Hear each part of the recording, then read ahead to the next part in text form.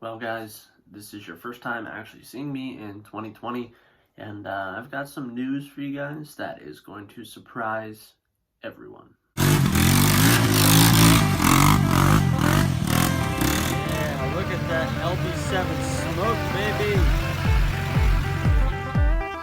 Because it's freaking America Day, that's why.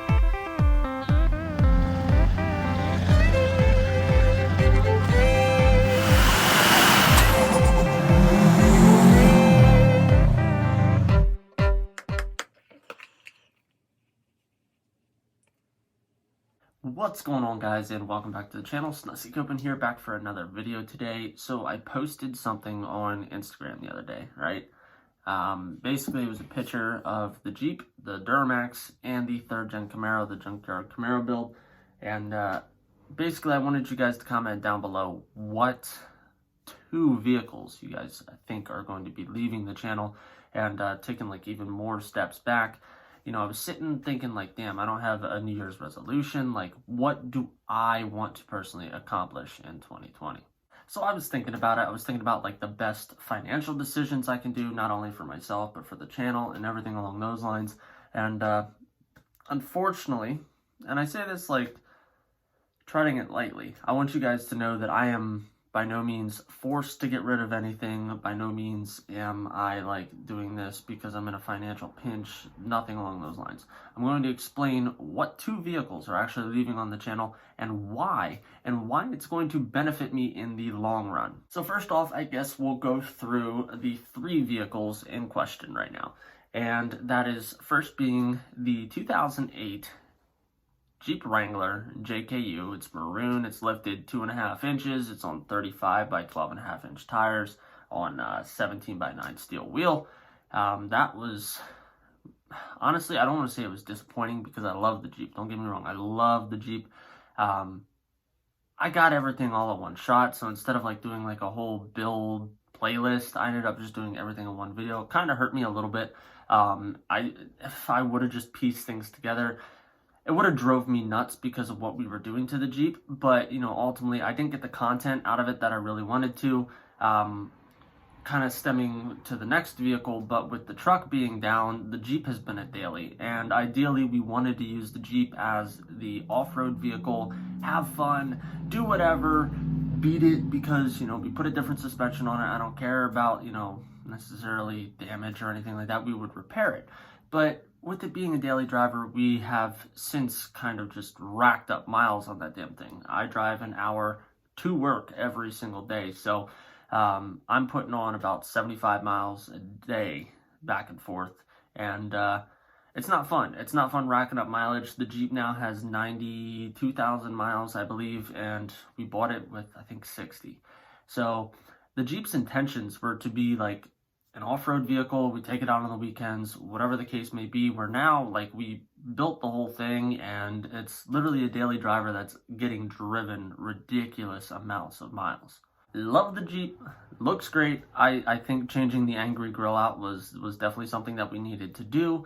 But the next vehicle on the list is my LB7 Duramax. It is a 2002 GMC Sierra 2500 HD. Obviously, it has 164,000 miles. Now, I bought that truck with 141,000. So think about that. I bought this truck in December of 2017. So we've had it quite a little bit.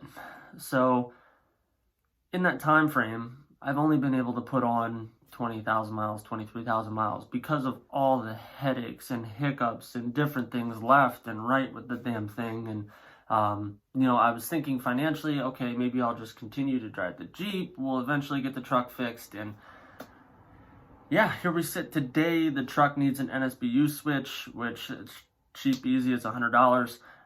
But we still don't know where the haze is coming from. I need to get the injectors balance rates tested and everything like that. And, you know, every time I try to get a step ahead with the Jeep or whatever, something happens with the damn Duramax. And you know, I really wanted to be different and getting an LB7, and, you know, I wanted to do so much till the LB7, and it was like, okay, well, every time that I had some extra cash laying around, it was like, this went wrong or that went wrong. And then I decided to build the Jeep. And during the time when we built the Jeep, everything was somewhat okay with the truck, and then all of a sudden it just tanked again. So like, where we spent thousands of dollars building the Jeep, yes, I could have repaired the Duramax, but we had no idea that the Duramax was gonna literally leave us sit. So the Duramax, I think 99% of you guys that watch the channel all the time know that the Duramax is definitely one of the two on the list. Hands down, I need something reliable. I need something that can haul. I need, you know what I mean? And right now, the LB7 just doesn't cut it for me. I don't want to necessarily drop all the money on a new vehicle, but I'll explain kind of what we are going to be doing towards the tail end of this video. So please watch all the way through if you guys have any interest in the channel at all. This is going to literally set the tone for 2020 for this channel, and I will literally explain why each decision is going to be made. Third vehicle on the list is my 1992 third-gen Camaro, which we bought wrecked 2 years ago. The initial plan was, hey, let's just rip the motor and trans out of it, rip the interior out of it, and use it as a donor car for my 1988, which was completely restored. Needed a couple interior parts, and it does have a V6, so we wanted to just throw in the 305.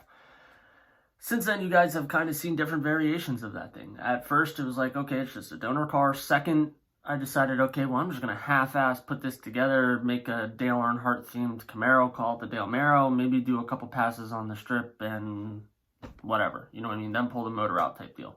Well, while doing that, I was like, man, I love third gens. I need to do this right. And I started to tear everything down on the third gen, and I was like, you know what, I'm going to do a full resto.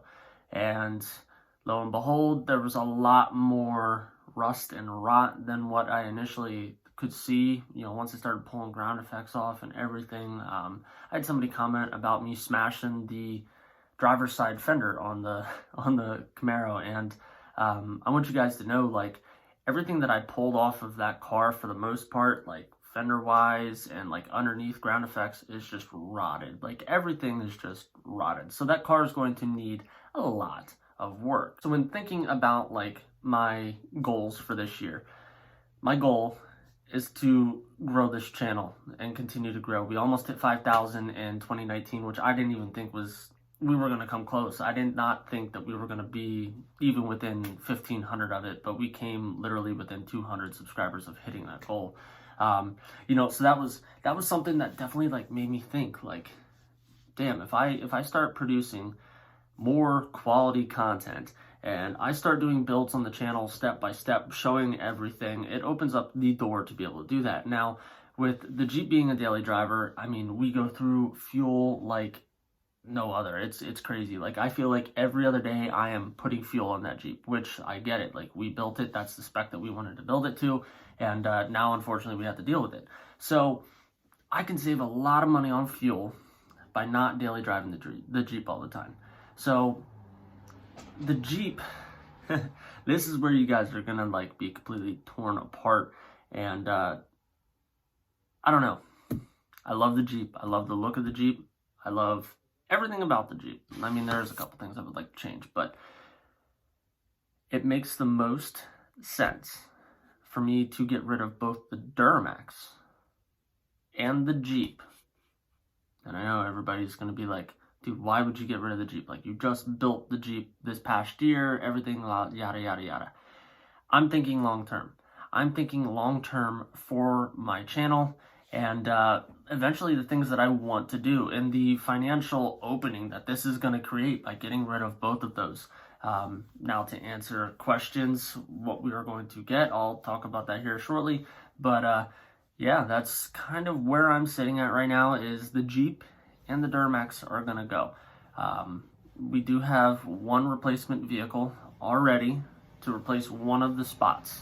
I did not say anything to confirm to anybody what vehicle is, you know, taking one of the vehicle spots, but it does make a lot of sense, and I'll talk about that in one of the upcoming videos, what vehicle is actually taking one of those spots. And then the second spot to replace that is going to be a vehicle that everybody will be excited about me getting. All right, everybody's going to be super, super stoked about me getting this, and it's gonna serve multiple purposes, and I'm not gonna build it, and if I do, it's gonna be very mild. It's not gonna be like a crazy build, anything. I want it to be able to do what I want it to do, and that's about it.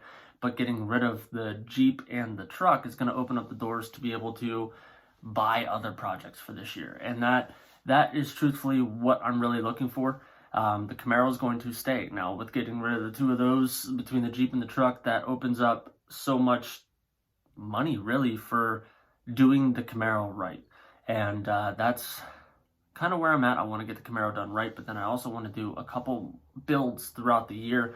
And I'm going to wrap up this video by basically telling you guys that the replacement for the Duramax and the Jeep is going to be